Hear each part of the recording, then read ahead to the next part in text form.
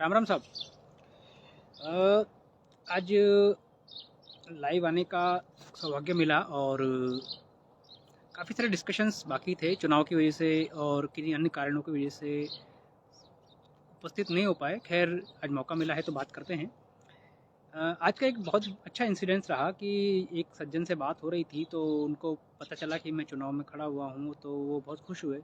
और लेकिन जब उनको मैंने बताया कि हम लोग वोट वापसी के मुद्दे पर चुनाव लड़ रहे हैं, मतलब बताया उनको कि किस तरीके से कानून आएगा और इसके क्या बेनिफिट होंगे, तो उनको तो ठीक तो लगा। लेकिन उन्होंने तब एक क्वेश्चन किया और वो स्वाभाविक था और मुझे अच्छा भी लगा कि उन्होंने क्वेश्चन कर लिया। क्वेश्चन क्या था कि हमारे देश में जो भ्रष्टाचार है ना, वो बहुत तगड़ा है, मतलब बहुत ज़्यादा है। और अगर नेताओं को ये कानून लेके आना होता तो वो बहुत पहले ले आते। मतलब ये प्रैक्टिकल, कहने का मतलब ये था उनकी तरफ से, ये प्रैक्टिकल नहीं है। अब अगर मान लीजिए प्रैक्टिकल नहीं है तो आप इसको लेके कैसे आएंगे? तो उनको बताया कि भाई वहाँ पर इसको बिल को हमको रखना है, इस पर जो भी डिबेट होगी, मतलब सीएम इसको चाहे और पीएम इसको चाहे तो बहुत आसानी से लेके आ सकते हैं। लेकिन वो लेके क्यों आएंगे? उनको ज़रूरत क्या पड़ी है? वो उन्हीं की ज़ुबानी के थी कि अगर मान लीजिए वो ये कानून लेकर आ गए तो उनकी कुर्सी जाने का डर है, उनकी दुकानदारी बंद हो जाएगी। ये उन्हीं के शब्द थे। तो फिर मैंने कहा भाई ये कानून आना चाहिए कि नहीं आना चाहिए? तो उन्होंने कहा कि आना चाहिए, लेकिन ये प्रैक्टिकल कैसे? तो देखिए, इसके लिए हमें थोड़ा सा पीछे जाना पड़ेगा। जब आज़ादी मिली थी और जब कॉन्स्टिट्यूशन लागू हुआ था तो उस समय बहुत सारी ऐसी चीज़ें थी जो एक आम आदमी, मतलब उसको सोच भी नहीं सकता। और मतलब उसको मतलब ही नहीं था कि ऐसा कुछ होगा, देश में इतने कॉम्प्लिकेटेड चीज़ें भी होंगी। लेकिन आज वो चीज़ें चल रही है, इतने सारे नियम हैं वो आज भी चल रहे हैं, जीएसटी चल रहा है। तो पॉसिबल नहीं है ऐसा, मतलब कोई चीज़ असंभव हो, ये ही संभव नहीं है। मतलब each and everything is possible in India और इन वर्ल्ड। तो देखिए, महात्मा भगत सिंह ने भी उस समय कहा था कि अगर मान लीजिए आज़ादी, जब हमें आज़ादी मिलेगी और अगर हमें उसमें अपने चुने हुए नेता को बदलने का अधिकार नहीं है तो फिर वो आज़ादी एक तरह से छलावा रहेगी। मतलब वो बाउंडेशन हो गई जनता के लिए कि बस वोट करो और मस्त रहो। लेकिन आज की चीज़ समय ये प्रैक्टिकल नहीं है। अब वोट करके किसी को चुन के भेज दो और वो अगले 5 साल तक राजा बना रहे, तो ये मतलब लगता नहीं है, प्रैक्टिकल नहीं लगता। आप खुद ही सोचिए, जब आप किसी को एम्प्लॉयड करते हैं तो अगर मान लो वो सही काम नहीं कर रहा होता तो आप उसको भी निकाल के फेंक देते हैं। तो ये एक तरह की ढाल है जनता को, जो 4 ढाल वोट वापसी समूह के लोग देना चाहते हैं, ये उसमें से सबसे इम्पोर्टेंट ढाल है। अगर ये ढाल लोगों के पास में होगी तो किसी नेता की कोई हिम्मत नहीं है कि वो आपको ज़रा सा भी परेशान कर पाए। तो कर तो सही परेशान, कोशिश तो कर, अभी तेरे वोट सरक जाएंगे, अभी तेरी वोट वापसी हो जाएगी। मतलब जनता को जिस हाल में खुश रहना है वो डिसाइड करेगी, आप डिसाइड नहीं करोगे। A politician can never decide the future of Indian people. Bharat के लोगों का जो भविष्य है वो कोई राजनेता डिसाइड नहीं करेगा। जनता जो चाहेगी वही होगा। अब जनता क्यों चाहेगी? अरे भाई, जनता क्यों चाहेगी? क्यों? क्योंकि हम भारत के लोग हैं और हम लोगों ने मेहनत करके आज़ादी पाई है। और इस देश को कैसे चलना चाहिए, अगर ये मान लीजिए हमें डिसाइड नहीं कर पाएंगे तो फिर ऐसी आज़ादी का क्या मतलब है? तो द बात यही है कि लोगों को आगे आना होगा, लोगों को वोट वापसी का जो कानून है उसको समझना होगा, वो किस प्रकार से लोगों की रक्षा करेगा, किस प्रकार से लोगों को ढाल देगा, ये समझना होगा। और न केवल समझना होगा, इस बात को उन लोगों को आगे भी बढ़ाना होगा। अब बढ़ाने से देखो फायदा क्या है, मैं आपको हमेशा कहता हूँ कि मैं तरुण गोचर अगर मान लीजिए सीएम से कहूँ कि भाई कानून छाप दे, वो नहीं छापेगा। कौन तरुण गोचर? अगर मान लीजिए मेरे ज़िले में से 150 लोग, 200 लोग भी कहेंगे कि भाई ये कानून छाप दो या फिर ये कानून नहीं चाहिए, या जैसे मान लीजिए लॉकडाउन आया था तो बहुत से लोग लॉकडाउन से दुखी थे, व्यापारी दुखी था, जनता दुखी थी, नौकरी पेशा वाले दुखी थे, डेली मजदूर दुखी थे। अब वो लॉकडाउन का विरोध तो कर रहे थे, लेकिन वो सीएम को नहीं बोल सकते थे, वो पीएम को नहीं बोल सकते थे कि भाई ये कानून हमको नहीं चाहिए, हमको तो काम करना है। तो 100 आदमी बोले, 200 आदमी बोले, तरुण गोचर अकेला बोले, सीएम पीएम के कान पे जू तक नहीं रेंगने वाली। अब उसके कान पे जू कैसे रेंगेगी? वोट वापसी के द्वारा।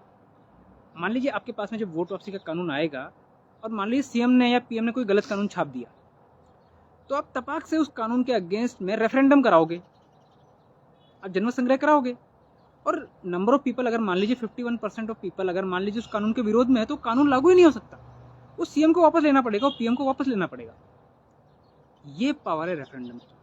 तब जनता खुद बोलेगी भाई मुझे ये कानून चाहिए, मुझे ये कानून नहीं चाहिए, ये जो कानून तूने लगाया है ये हटा, और ये जो कानून तूने नहीं लगाया ये हमारे हित का है, ये लेके आ। तो जब तक लोगों को सेल्फ रेफरेंडम की पावर नहीं होगी तब तक, और अभी भी ये देश कुछ लोगों के इशारों पर चलता रहेगा। और आज़ादी क्या इसलिए मिली थी कि हम लोगों को किसी के इशारों पर चलना पड़े? मेरे हिसाब से तो नहीं है, बाकी और लोगों का पता नहीं, वो स्वयं डिसाइड कर सकते हैं। तो देखिए अब पॉइंट क्या है? पॉइंट ये है कि सीएम इस कानून को स्वेच्छा से नहीं छापेगा, पीएम इस कानून को स्वेच्छा से नहीं छापेगा, तो कौन उनको मजबूर करेगा इस कानून को लेके आने के लिए? ये जो राइट टू रिकॉल मूवमेंट के जो प्रत्याशी हैं, जो एक चार ढाल देने की जनता को बात कर रहे हैं, वो कौन लेके आएगा? तो मैं आपको एक सिंपल सी बात बताता हूँ। जीएसटी कौन देता है? हम देते हैं। इनडायरेक्ट टैक्स कौन देता है? हम देते हैं। देश की रक्षा के लिए जो भी कभी मान लीजिए कोई जरूरत पड़ती है तो कौन उसके लिए काम करता है? वो हम करते हैं। तो फिर जब कानून बनेंगे तो उसके लिए कौन आएगा? कोई बाहर से थोड़ी आएगा, वो हमको ही करना पड़ेगा। आज मान लीजिए मैं कर रहा हूँ, कोई और कर रहा है, 150 लोग, 2000 लोग, 5000 लोग कर रहे हैं, इट्स नॉट एनफ। वो भगत सिंह ने भी कहा है कि मतलब बहरों को सुनाने के लिए धमाकों की जरूरत होती है। और वो धमाके कैसे होंगे? जब किसी मोहल्ले में से 50 लोग, 100 लोग खुद रेफरेंडम की मांग करेंगे, वो बोलेंगे, वो पोस्ट कार्ड भेजेंगे पीएम को, सीएम को कि भैया ये कानून नहीं चाहिए, ये जीएसटी हटा दे, हमको नहीं चाहिए जीएसटी। तो 150 लोगों से कुछ नहीं होगा। लेकिन जब मोहल्ले भर से 50-100 लोग जा रहे हैं, जिले से हजारों लोग जा रहे हैं, राज्य से लाखों पत्र जा रहे हैं, तो फिर उसको सोचना पड़ेगा। क्यों? क्योंकि अकेला चना तो भाड़ नहीं फोड़ सकता ना। लेकिन जब बहुत सारे चने होंगे तो भाड़ क्या, भाड़ का बाप भी फूट जाएगा। तो ये मतलब ये पावर है जनता की। देखिए मतलब किसी चीज के लिए धरना करना, प्रदर्शन करना इज अ सिली थिंग। मतलब मेरा पर्सनली ये मानना है कि आप धरने प्रदर्शन करके मांग, मतलब देखिए अभी उस टाइम जैसे मान लीजिए लॉकडाउन था तो लोग बाग वैक्सीनेशन का विरोध कर रहे थे, तो ये वैक्सीनेशन नहीं होना चाहिए, नहीं होना चाहिए, नहीं होना चाहिए। अरे भाई तुम चिट्ठी लिखो पीएम को, भाई हटाइए, हमको नहीं चाहिए वैक्सीनेशन, हम नहीं लगवा रहे। वो पीएम सीएम वैसे बोल रहे थे कि भाई आप अगर वैक्सीन नहीं लगवाओगे तो आपको ट्रेन में नहीं चढ़ने दूंगा, आपको प्लेन में नहीं चढ़ने दूंगा, आपका वीज़ा नहीं बनेगा। भाई तू कौन होता है रिस्ट्रिक्शन डालने वाला? हाँ, मैं सिटीजन ऑफ भारत, मैं डिसाइड करूंगा कि मुझे क्या चाहिए। Who the hell are you? हाँ, तुम हमारे रिप्रेजेंटेटिव हो लेकिन तुम हमारे माई बाप नहीं हो। तो तुम लोगों को वैसे काम करना पड़ेगा जैसा हम लोग गाइड करेंगे। तुम लोग को हमारी ज़रूरतों को ध्यान में रखते हुए काम करना पड़ेगा। You are not father of the nation, you are just the servant of the people. और जब ये नेता अभी मतलब इतना फ्री क्यों है? क्योंकि उनके ऊपर कोई बाउंडेशन नहीं, कोई जवाबदेही नहीं है। आज अगर मान लीजिए मेरे यहाँ के जो भी चुनिंदा विधायक हैं या सांसद जो भी होंगे, अगर वो कुछ भी करते हैं तो मैं क्या कर सकता हूँ? मेरे पास में कोई पावर ही नहीं है। एक बार वोट देने की पावर थी, मैंने दे दी और वो फ्री हो गए। अब वो 5 साल के लिए किंग है। तो पब्लिक को ढाल जब तक नहीं मिलेगी तब तक वो कैसे उनका सामना करेगी?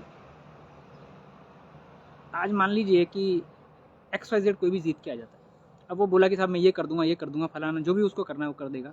हालांकि उसने लिख के नहीं दिया ऐसा। मैं एकमात्र प्रत्याशी था कोटा विधानसभा से, लोकसभा से क्षमा कीजिए, जिसने ये लिख कर दिया है कि मैं क्या करने वाला हूँ, और जो मैं करने वाला हूँ उसको नोटेरी करा के 100 रुपये के स्टाम्प पेपर पर लिख के दिया, और उसको मैंने इलेक्शन ऑफिसर को भी दिया। अनफॉर्चुनेटली वो प्रकाशित नहीं हो पाया, तो उस चीज़ को उन्होंने नेग्लेक्ट कर दिया।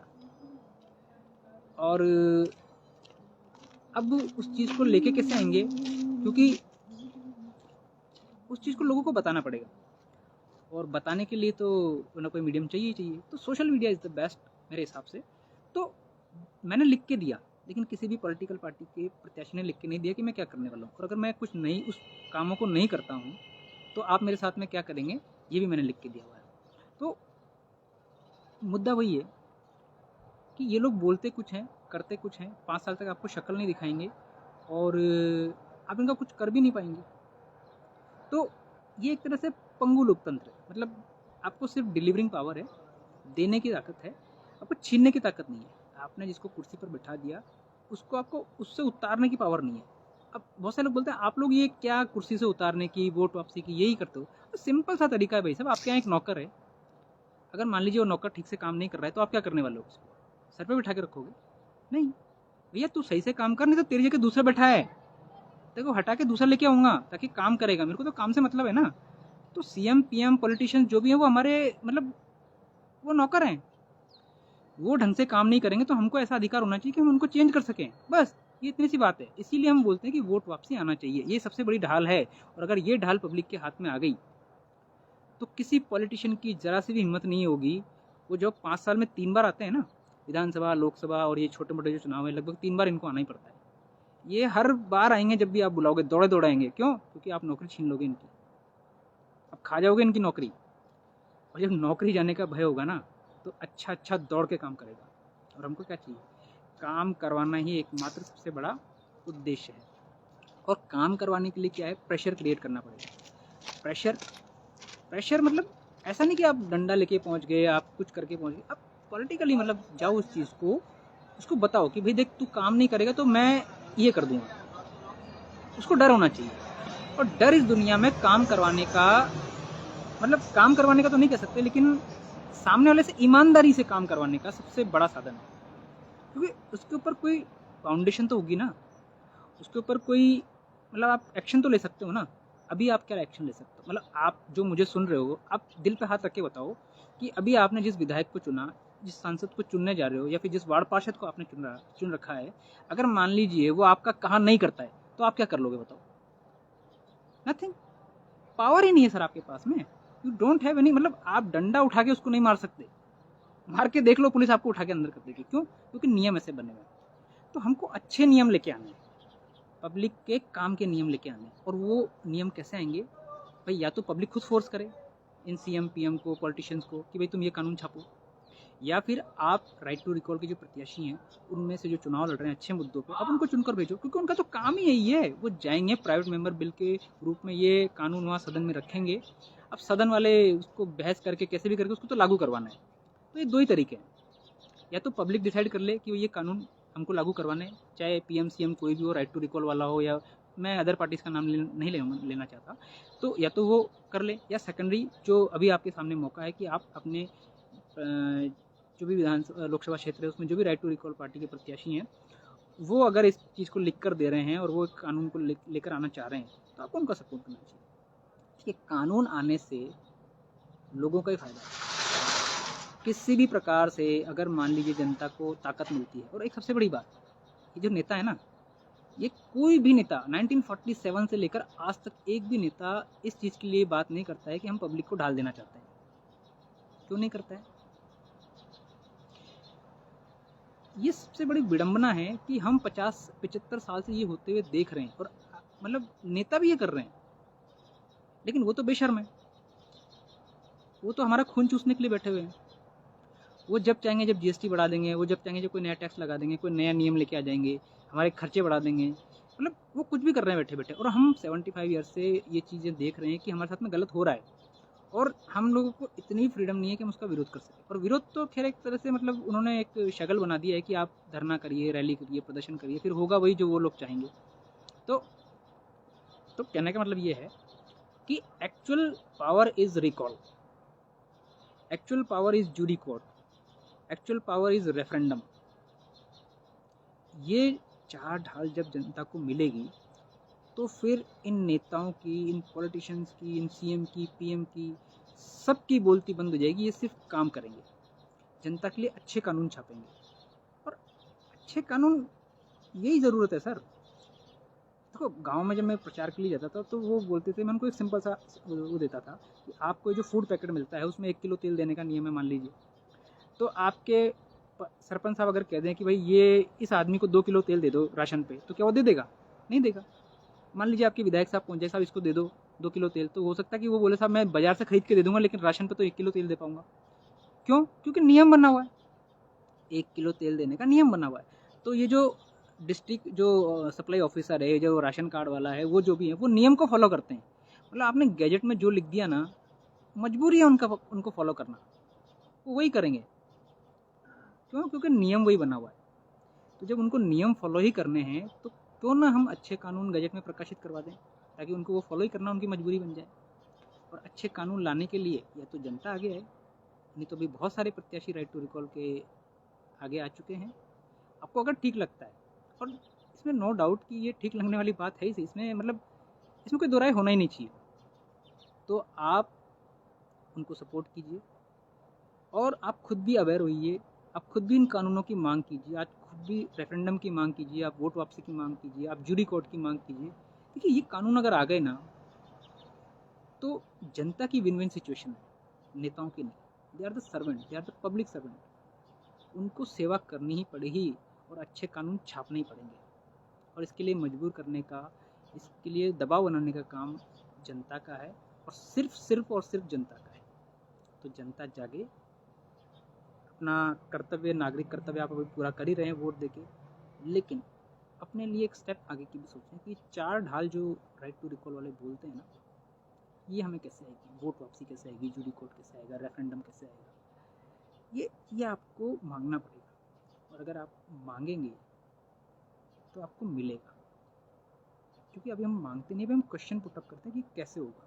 भाई होगा, आज तक बहुत सारी चीज़ें होती है, ये नथिंग इज़ इम्पॉसिबल। तो please get on the floor and आप अपनी मांग को रखिए। चीज़ें आपका वेट कर रही है, वो आना चाहती हैं, बस केवल आपकी देरी है। तो आज के लिए इतना ही, आगे और मिलते हैं। आपके कोई क्वेश्चन हो तो प्लीज़ पुटअप कीजिएगा, कोशिश करेंगे जल्दी जल्दी उनको जवाब देने की। और आगे आपको बहुत सारी चीज़ें बतानी भी हैं, तो प्लीज़ बी रेडी। और अगर आप हमारा इस मुहिम में सपोर्ट करना चाहते हैं, तो आने वाले समय में हम गांव-गांव, शहर-शहर इस मुहिम को लेकर जाने वाले हैं, ताकि आप खुद हम पर भी डिपेंड ना रहकर इन कानूनों की मांग को आगे बढ़ाएं और जितना जल्दी हो सके इन कानूनों को लाने में अपना सहयोग दें। थैंक यू, धन्यवाद। जय हिंद, जय भारत।